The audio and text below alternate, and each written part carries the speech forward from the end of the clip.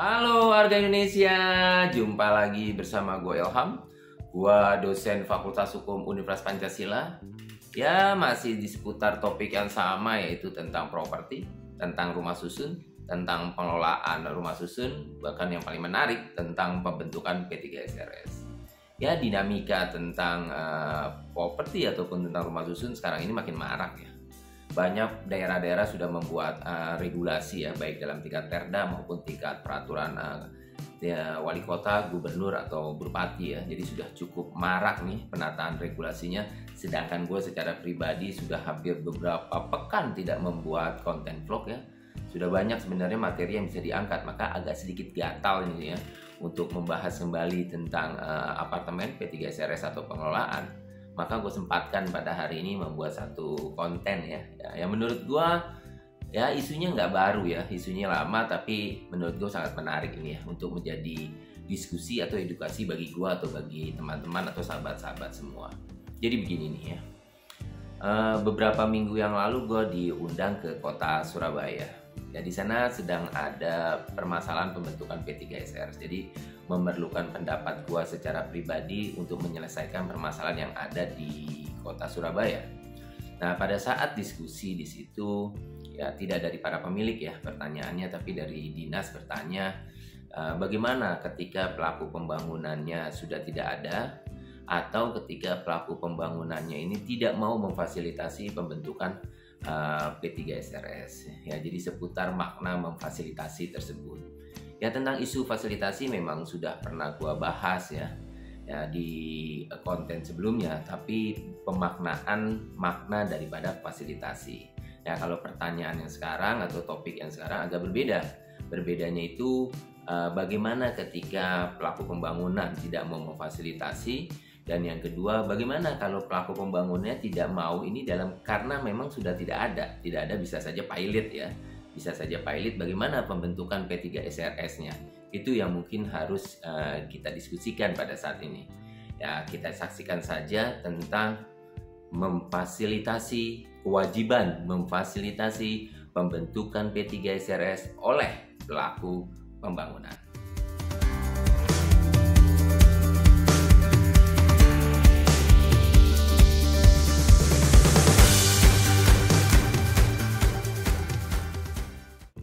Pasal 75 ayat 1 memang secara tegas ya merumuskan bahwa pelaku pembangunan itu wajib memfasilitasi pembentukan P3SRS pada masa transisi. Jadi ada kewajiban pelaku pembangunan untuk memfasilitasi pembentukan P3SRS pada masa transisi. Ingat, saya tidak membahas tentang makna apa fasilitasi. Tapi yang saya ingin bahas di sini, yang ingin gua bahas di sini tentang kewajiban pelaku pembangunan memfasilitasi itu pada masa transisi. Bagaimana kalau dia tidak mau memfasilitasi? Nah, makna transisi itu dimaknai ya 1 tahun sejak serah terima pertama kali. Artinya pelaku pembangunan punya waktu untuk memfasilitasi 1 tahun sejak serah terima pertama kali. Atau kalau teman-teman bilang argo pelaku pembangunan itu, kewajiban pelaku pembangunan itu ada pada masa 1 tahun itu. Itu jelas dirumuskan, kewajiban untuk memfasilitasi. Nah, sekarang timbul satu pertanyaan. Bagaimana ketika dia tidak ingin memfasilitasi pembentukan P3SRS dalam masa transisi tersebut? Jadi sudah lewat masa transisi, kemudian juga tidak juga memfasilitasi pembentukan P3SRS. Sebelum sampai jawaban di situ, kita tengok sebentar. Ini menariknya di sini ya. Ada putusan perkara Mahkamah Konstitusi nomor 21 tahun 2015. Ya, perkara yang memaknai kewajiban pelaku pembangunan tentang memfasilitasi pembentukan P3SRS. Jadi mahkamah ya melihat problem terbesar dalam pengelolaan rumah susun itu kenapa tidak mau memfasilitasi. Ya, saya ambil dari pendapat mahkamah, bukan pendapat saya secara pribadi. Ini frasa yang digunakan oleh mahkamah. Adanya keuntungan yang besar dari pengelolaan rumah susun yang mengakibatkan pelaku pembangunan ya tidak memfasilitasi pembentukan P3SRS. Jadi ada nilai komersial yang cukup besar yang diperoleh ya oleh pelaku pembangunan atau yang dikelola oleh pelaku pembangunan yang mengakibatkan pelaku pembangunan tidak mau memfasilitasi pembentukan P3SRS. Nah, menurut mahkamah di dalam perkara tersebut ada dua sebab. Ada dua sebab. Yang pertama, Undang-Undang Nomor 20 2011 tidak memberikan sanksi kepada pelaku pembangunan yang tidak memfasilitasi. Itu yang pertama menurut mahkamahnya, tidak terdapat sanksi. Sedangkan kalau pemilik tidak memfasilitasi, tidak membentuk P3SRS ada sanksi. Tapi kewajiban pelaku pembangunan untuk memfasilitasi pada masa transisi tidak terdapat sanksi. Ini menariknya, nggak ada sanksinya tuh ya tentang ketika pelaku pembangunan tidak mau memfasilitasi. Itu menurut mahkamah yang pertama.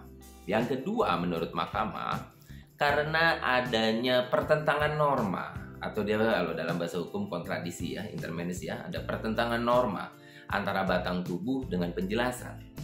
Di dalam batang tubuh dinyatakan bahwa memfasilitasi itu hanya 1 tahun, sedangkan di penjelasan ya memfasilitasi 1 tahun tersebut ya sampai dengan seluruh sarusunnya terjual. Ya, jadi ada dua. Di satu sisi di dalam batang tubuh 1 tahun.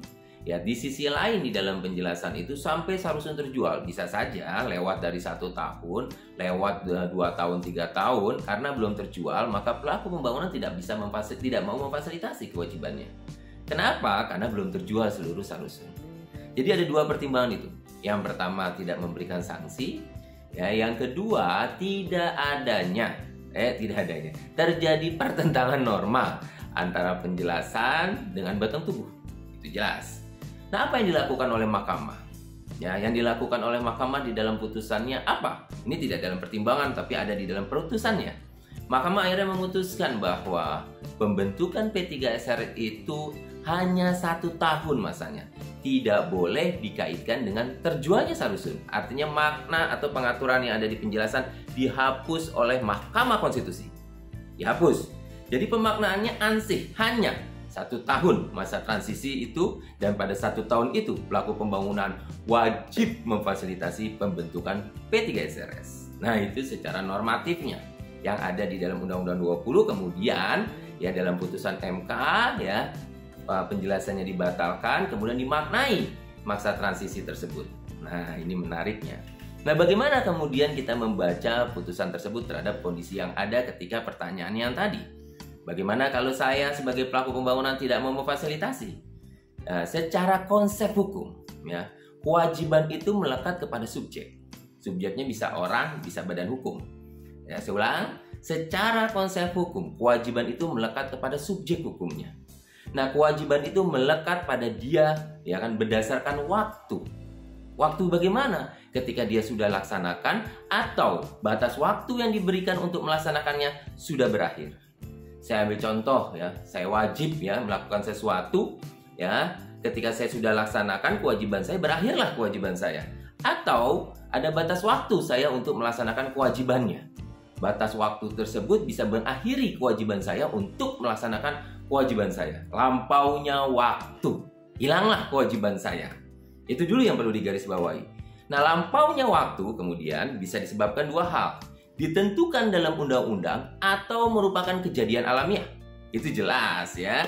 Peristiwa hukum itu jelas seperti itu. Ditentukan dalam undang-undang, misalnya limitasi waktu 1 tahun, 2 tahun, 3 tahun, atau kejadian alamiah. Apa kejadian alamiahnya? Saya meninggal dunia. Ketika saya meninggal dunia, berakhirlah kewajiban saya. Peristiwa alamiah. Ketika ya kan putuslah hubungan saya dengan orang tua saya atau dengan anak saya karena ada perbuatan hukum atau dengan istri saya, hilanglah kewajiban saya terhadapnya. Ya, itu peristiwa ya. Atau memang ditentukan seperti tadi oleh undang-undang 1 tahun, 2 tahun, 3 tahun, atau dalam keadaan yang ditentukan tertentu dalam undang-undang. Jadi jelas itu konsep hukumnya seperti itu. Maka bagaimana ketika konsep hukum ini kita baca terhadap kewajiban memfasilitasi? Maka simpulannya secara jelas, masa transisi 1 tahun yang kemudian oleh MK tidak boleh dikaitkan ya dengan terjualnya sarusun menjadi masa untuk dia memfasilitasi. Di luar itu sudah tidak ada lagi kewajiban pelaku pembangunan untuk memfasilitasi.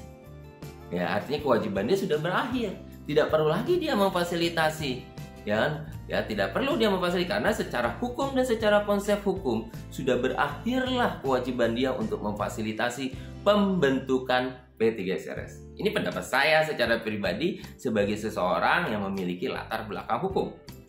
Nah, pertanyaannya, siapa kemudian yang memfasilitasi? Siapa yang kemudian membentuk P3SRS, yang mempersiapkan ya langkah-langkah atau persiapan pendahuluan, atau dalam permen disebutnya persiapan ya dia ya.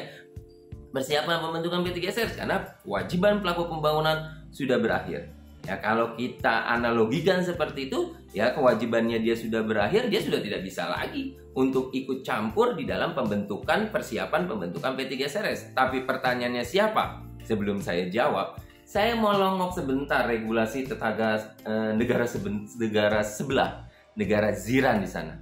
Ya, di dalam undang-undang dia tidak mengatur di dalam PP permen yang nggak mengatur begitu ya. Dia mengatur di Strata Tetel Act 757. Diatur di sana di pasal 18. Di sana dinyatakan apabila pelaku pembangunan, ini bahasa saya ya karena dia pakai dua bahasa Inggris dan Malaysia ya, pemaju dia nyebutnya pelaku pembangunan ya. Apabila pemaju ya kita pelaku pembangunan ya tidak memfasilitasi pembentukan P3SRS pada masa transisi, sama masa transisi mereka itu 1 tahun. Pada masa transisi pelaku pembangunan tidak memfasilitasi pembentukan P3SRS. Bentuk fasilitasinya dia menyelenggarakan rapat umum pertama kali pembentukan P3SRS. Kalau kita menyebutnya dengan musyawarah pembentukan P3SRS. Kalau dia rapat umum pertama kali. Nah, ketika pelaku pembangunan atau pemaju ini tidak memfasilitasi, tidak membentuk rapat umum rapat umum pertama kali untuk membentuk, ya dia disebut di sana MC, ya kalau kita menyebutnya MP3SRS, maka ya pemerintah daerah, dia melibatkan pemerintahan daerah ya untuk menunjuk seseorang ya atau sebagian orang untuk memfasilitasi pembentukan P3SRS, dan seluruh beban yang timbul dari kegiatan tersebut menjadi tanggung jawab siapa? Pelaku pembangunan. Yaitu regulasi yang ada di negeri Malaysia atau di negeri tetangga kita. Nah, bagaimana dengan di Indonesia? Di Indonesia tidak ada aturan itu.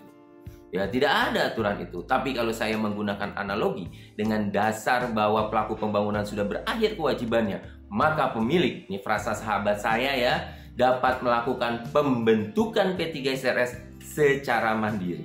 Itu frasanya teman saya, secara mandiri. Pendapat teman saya nggak sebut namanya, nggak enak. Ya, dia menyatakan bentuk secara mandiri. Tapi kalau ditanya pendapat saya, harus dibentuk satu tim. Ya, bagaimana cara pembentukan satu tim tersebut? Bersuratlah. Siapa yang bersurat? Perwakilan para pemilik kepada siapa? Kepada dinas untuk menanyakan kenapa, ya bagaimana, ya kan? Apa yang harus dilakukan ketika lewat dari satu masa transisi tersebut? Dan kemudian dinas berdasarkan surat dari para pemilik menunjuk atau membentuk tim untuk menggantikan peran daripada pelaku pembangunan untuk memfasilitasi pembentukan P3SRS. Jadi ada tim. Nah, bebannya kemana? Ya, terhadap tim tersebut ada 2 cara sebenarnya yang bisa kita atur atau yang bisa kita ambil dalam bentuk kebijakan. Dibebankan kepada pelaku pembangunan atau tanggung renteng dari para pemilik dari pendapatan yang akan diperoleh ke depan. Itu menarik agar tidak terkatung-katung pembentukan P3SRS, jadi tidak jelas sudah ditentukan 1 tahun, molor panjang ya, karena pelaku pembangunan masih menganggap bahwa dia harus memfasilitasi. Tapi kalau saya menggunakan 2 dasar, putusan MK dan konsep hukum, maka pelaku pembangunan itu masa transisi atau kewajiban untuk memfasilitasi pada masa transisi berakhir. Bagaimana solusinya? Kita bisa bikin tim ya, panitia kecil ya, berdasarkan apa? Berdasarkan fungsi pembinaan dari pemerintah daerah ya, kemudian tim itulah yang menjalankan fasilitasi pembentukan P3SRS. Sampai kapan tim itu bekerja? Kalau kita lihat dari tahapan pembentukan P3SRS sampai terbentuknya panitia musyawarah. Jadi dia menggantikan peran pelaku pembangunan untuk melakukan sosialisasi, dia menggantikan peran pelaku pembangunan untuk melakukan pendataan dari para pemilik dan penghuni, dan dia kemudian menyelenggarakan rapat pembentukan PAMUS. Terbentuklah PAMUS, maka berakhirlah tim kecil tersebut melaksanakan tugas memfasilitasi pembentukan P3SRS.